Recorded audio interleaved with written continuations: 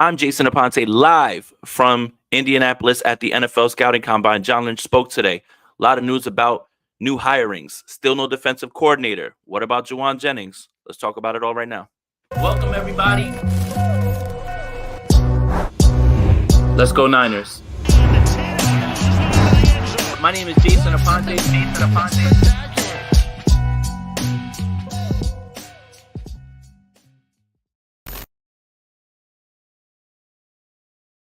What's up, guys? I'm Jason Aponte, fresh out of the combine. Make sure you like this video, subscribe to the channel, hit that notification bell for when we go live. John Lynch did speak today, had a little run in, a little funny run in with Big Dom, who actually was there with Nick Sirianni and Howie Roseman. And before John Lynch took the podium from the other podium, Howie Roseman asked and said, "Hey, are you John Lynch's security?" And he said, "Yeah, big 49ers fan." Obviously, if you guys saw the video that I posted on Twitter and to YouTube, John Lynch embraced Big Dom. It seemed like a big nothing burger, but it was kind of funny to see that happen. Script writers were going crazy when it came to that. But yeah, so John Lynch spoke. He spoke about defensive coordinators. It's really just now down to, I think, two external candidates. One of them has to be a minority, per the Rooney Rule as well. It sounds like from people that I was talking to today that it sounds like it's going to be Sorensen, who's someone from the Seattle tree. So that's somebody who has experience, has been a defensive coordinator. So I think it's not something that's a done deal, but it's something that if someone was asked and a gun was put to their head, they would probably say Sorensen. So that's kind of my sense about it. Lynch did say that he didn't believe that there was going to be a change in philosophy in terms of like what whoever the defensive coordinator wanted to run. So I think that's something that a lot of people were hesitant about system and what works and all those things. So I think you were getting closer to a decision. Also, the sense that I got speaking to people was that there's no real big rush. It's literally been 2 weeks, and it's not that big of a deal. The question that I would have is, does the defensive coordinator have say so in defensive prospects and what they want to run and what they want to bring in, right? Like, because I think it's widely assumed that Steve Wilkes ran with Isaiah Oliver and that was his guy, right? And I think he had a lot of input with Jair Brown, who John Lynch praised today when he was talking about what he was looking for, which was my question. So, yeah, I set off the actual press conference with the question of, what's the draft philosophy? Is it best player available? Is it drafting for need? And I think Lynch gave just a very general answer, nothing that was really groundbreaking or things that we didn't really know. But I did think the one thing that was important was he said it doesn't really matter where they have a player. If they like him and he's a target, then they're going to take him. And that was something where it's like when we look at value, we're looking around like, man, why there? Why that moment? It's because they don't care. Like they just want to get their guy, right? And I think there's something admirable about it, regardless of how we feel about positional value. Sometimes it just, it doesn't feel right. You guys know what I'm talking about. I don't want to talk about it anymore, but I think it was kind of cool to hear him like talk about, in certain times it's going to be best player available. It depends on how many draft picks, what's the roster construction, who's on the board, as opposed to like who's going to be their guy. So I thought that was a pretty good one.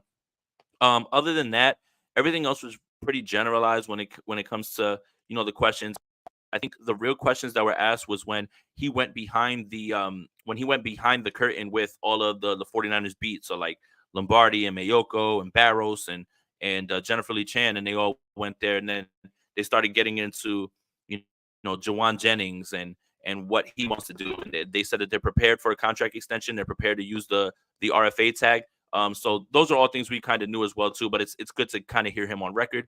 He said that Brandon Ayuk is someone that he wants to be see around for a long time. I think we knew that as well. And I think because of the number in terms of the cap increase, I think that makes that more and more of a possibility. So I think again, we're still not any closer to a defensive coordinator. Today's press conference was a little bit generalized when it comes to the questions and the answers that were given. It wasn't really anything too groundbreaking, but the 49ers are in this spot where the only real question they have is, who's going to be the defensive coordinator and, what guys are you going to bring back? But this cap increase has got people in the mind that there's going to be a lot of this team back next year. Now, whether they're restructured and saving money, things like that, we all know a Brandon Ayuk extension will actually clear cap space for this season. We all know how that works, but I think a lot of the reason that this wasn't a tension filled press conference or there wasn't this well, I need to know type of thing was there's not really too many more questions now at this point. Like I think, when is Brandon Ayuk going to get done? I think it gets done eventually because they do have the money. The Jawan Jennings thing is somebody that they're very intent on keeping. And I think if they restructure enough deals, that there's still a chance that the 49ers could have a splash move up their up their sleeve. So yeah, I mean, again, it was a very easy press conference. I think John Lynch was loose. I mean, as you can see with the interaction with Big Dom early on. And I believe it was Lombardi or it was Mayoko that said, "Was that a skirmish?" Like, and he said, "No, he's a good dude" or whatever. So I thought that was pretty funny. But it was, I have to say, very funny to see Nick Sirianni sitting in that seat and having Big Dom like over his shoulder, like making sure that nobody did anything to him at the big bad combine. It's tough at the combine. There's a lot of there's a lot of chances for drama at the combine, right? Like it's a bunch of nerds asking questions. Got to have your security at the combine. Got to make sure. So about 5 minutes in, make sure you guys like this video, subscribe to the channel, hit that notification bell for when we go live. Let's take some of these comments real quick. Gammon says, I'm sorry, it's coming up. This Wi-Fi is McDonald's. Jason, I can't wait to hear your breakdown of that question you asked Lynch. Not sure if he answered the question. Yeah, he really didn't. I mean, he, it it was more, I think I was trying to lead him to, it's obvious that you need offensive line in the first round, but are you going to force it if there's a better player available? And I think he just gave me like the DC dip and twirl, and it just felt like a question that he could dodge, right? Like, and I think that's why he's good at media, right? Like I was trying to coax it out of him, perhaps talking about offensive line, but he's too good for that. And yeah, but asking the first question is pretty cool, again. So let's see. That's what Callie says. Um, it pops up. Jason, once again, with the first question to Lynch. My guy's on it. Yeah, that's 2 of the 3 years, man. That's pretty cool. Shout out to 49ers throwbacks. I see Mark in here. JC's in here. Charlene, what's going on? So yeah, I mean, I posted my question on a reel, or it's a short for YouTube. But again, today kind of uneventful, and I think nothing that we really didn't get any groundbreaking, any sort of earth shattering answers in this one. All these answers felt generalized, and it felt like, again, Kyle Shanahan, John Lynch is so media trained. But yeah, and I think this is really good. I love this one, and I thought I saw it in here as well too. So happy we dodged the quarterback offseason. My wish was granted. There's no need to talk about Cousins. Yeah, yeah, and it's funny because I brought that up. I feel like after the Eagles game, where I was just like, I think Kirk Cousins and that narrative is dead. Like Brock Purdy just has knocked that out, and now we have an offseason free.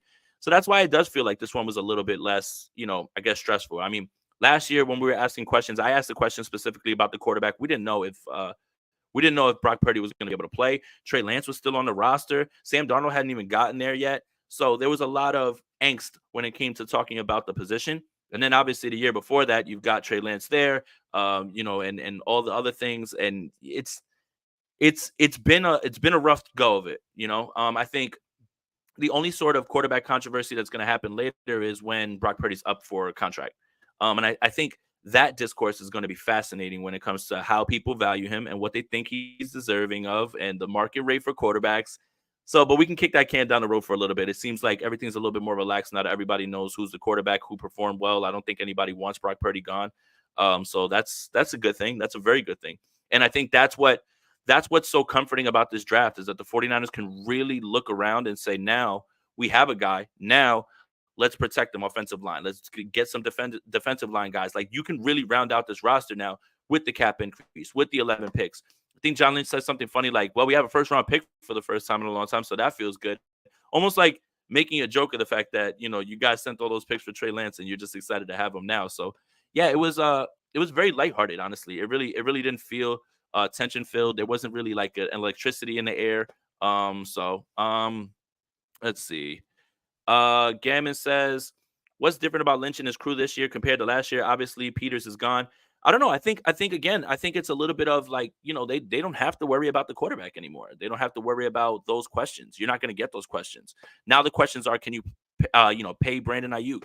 What's going to happen with, these draft picks? And I think those are just regular questions for regular coaches. I just think and GMs, he's just not used to that. He's not used to that. It's literally, why is Jimmy Garoppolo still in the building? What are you going to do with Trey Lance? When is he going to start?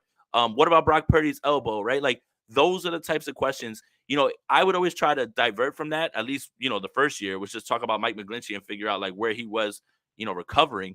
But you can't discount the fact that like them not having any sort of quarterback drama or anything that like has to pertain to the quarterback isn't a bit relaxing for them. Regardless of how the season ended, which we all know was disappointing, they know that they're going into an offseason where they can really round out this roster and they feel good about the quarterback that they have for the first time. Because regardless of what they say about Jimmy Garoppolo, they've tried to replace him at every turn.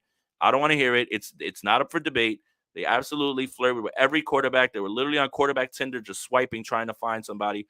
I don't think that that's the case right now with Brock Purdy, and that's something that absolutely now they don't have to worry about. Now they can just worry about rounding out this roster and figuring out how to better it and protect Brock Purdy a little bit. I did want to point out that I believe John Lynch said that he wants Feliciano back. He would really like him back, and that he owned up to his mistake about calling out Spencer Burford on social media. So a lot of that is stomped out as well too. Again, just a relaxed vibe today. One of the funnier moments today, and it's obviously not 49er related, but Coach Mike came to the podium and just started yelling over everybody, and he's like, "I had to speak really loud," and as usual, Coach Mike is funny, and I believe it was the Vikings general manager, former 49er front office guy, that said, "I've been in draft rooms with Mike McDaniel. I've never heard him speak that loud. Like I literally overheard that." So yeah, it was lighthearted when it came to the 49ers today. It was a very easy press conference. I don't think anybody really had any hard-hitting questions. So yeah. Let's see. FEMA camp etiquette for dummies. The market rate for Brock Purdy after his rookie deal ends will be $50 million a year. Are John and Kyle willing to pay Purdy the market rate for a franchise QB1? I think not. That just depends. Again, that's the thing, is this is what makes this Super Bowl window so it makes it so urgent, because you have a quarterback that doesn't even count against your 52 with the cap. And if he continues to play this well, he's going to get paid like one of the top 10 guys. And then that really puts you in a bind, because most people have to pay for the quarterback, right? Like they have to pay for that type of play. So it's going to be interesting. But that's why there's a bit of an urgency to get this done with all these high end guys, and the fact that your quarterback is so cheap, because you are getting efficient play from somebody who doesn't even make enough to be on the 53-man cap hit. So it's important that they finish, right? Like I think that's what makes this a little bit more disappointing, is that every year that you don't win when you have him for cheap, it just puts you up against the wall, because if this continues, you're not going to have him for cheap, and then you're really going to have to make strong decisions regardless of cap increases and everything. So I think that's something that they don't have to deal with for now, but that's why you have to win when you're there, because these things are going to come up. Gammon says, what are they going to do at tight end too? Feel like Latu is not the guy. I'm not really too big on Latu, but Jono Smith just got released. I'd have no issue with that. I mean, Jono Smith wouldn't command much. I think he would be somebody that's been reliable in this league, can catch the football. Yeah, I would take Jono Smith. So let's see. Scott Tokash, what do you think they do at QB2? Go Mets. Baseball season already? Yeah, that's true. Um, I think Darnold comes back. Just the way that Kyle loves him and everything, and I think Sam Darnold kind of is appreciative of them taking a shot on him and how they've kind of spoken about him. So I would say Darnold comes back, and if not, then whatever. They'll find somebody who's just like laying around, maybe like an Andy Dalton, something like that. Like that's something that's completely possible. I mean, I don't know what Andy Dalton's contract is. I'm talking about like the level of quarterback that he would be, which is like just a serviceable guy. You don't want him to play too much, but yeah, I'm not too worried about quarterback too at this point. So let's see. Axel, what's up, my boy? Sub Jason, sub chat. How's the draft looking for us? I mean, right now, that's why I asked the question, like, a little bit about, like, I understand that I want the 49ers to address line, but I wanted to get some insight with Lynch and like best player available, because I'm of the mind that when you force on need and you start to push and you like square hole in a square peg in a like triangle hole, like you're trying to mash something in because you have a need, and you pass on somebody who you may not need right now, but is still the best player available. I think sometimes that's poor process. I really do. And that's the thing. It's like when you don't take players and you're just like, oh, we're stacked over here. I think you're just like, well, nobody's gonna get injured. Nobody's gonna have poor play. Nobody like that's why you can't wait. You can't be reactive. You have to be proactive. Like you get these guys, and there's nothing wrong. And I think that's what Lynch said that I thought was important. We want good football players. And that's why some of it is a little bit of, hey, best player available, but we need this guy. And I think it's all timing and all those things. So I thought that was impressive. Like when he said that, at least, even if it was a generic quote, there's still things that are in there that give you the insight of what they were talking about. So let's see. Callie says, Jason, are you hearing anything about Fields to Pittsburgh? Any buzz at the combine on a possible deal between Chicago and Pittsburgh? I don't know, Jared. Is Justin Fields going to Pittsburgh? He says no. I think the buzz more than anything about Pittsburgh is actually Russell Wilson. Um, which kind of makes sense. But I think the things that I was hearing from Jared and another person who covers the Steelers is the Steelers are fine with Mason Rudolph, and that's really got to make you scared. Like, really has to make you nervous. Not even in a state of like, well, Mason Rudolph is our guy only. It's more like, no, we're fine with like playing Mason Rudolph. Like, no, you shouldn't be fine. It's just like, hey, this is all we can do, and we don't want to do anything. So, yeah, that's what I mean. I would love Justin Fields to go there. I think like we're starting to make predictions just a little bit. I think Kirk ends up in Atlanta, even though Kevin O'Connell went to the podium today saying that he thinks he wants him to be a Viking. I mean, he wants to be a Viking. I think Kirk goes to Atlanta. I think you see Russ in Pittsburgh. I think Justin Fields, that's hard, man, because like where, that then where's the fit? Because you would have thought it was one of those teams. So it's gonna be tough, man. I think today Ryan Poles said that if there is going to be something done with Justin Fields, that they want to get it done before free agency starts. And I think that's very fair because you want to be able to attract free agents and say, this is the direction we're going with. You don't want like, guys signing and then they realize, hey, that's not going to be the quarterback that we have. So there's a lot of talk right now. But I mean, for me, it's those guys right now. Obviously, I reserve the right to change my mind if I get new information. But yeah, I feel like probably is going to be Russ like to Pittsburgh actually instead of Justin Fields. I I find it hard to believe like where he goes now at this point because like where's the vacancy, right? It sounds like the Patriots might be locked in on Drake May. It sounds like the first three picks are going to be quarterbacks, right? So I don't know, man.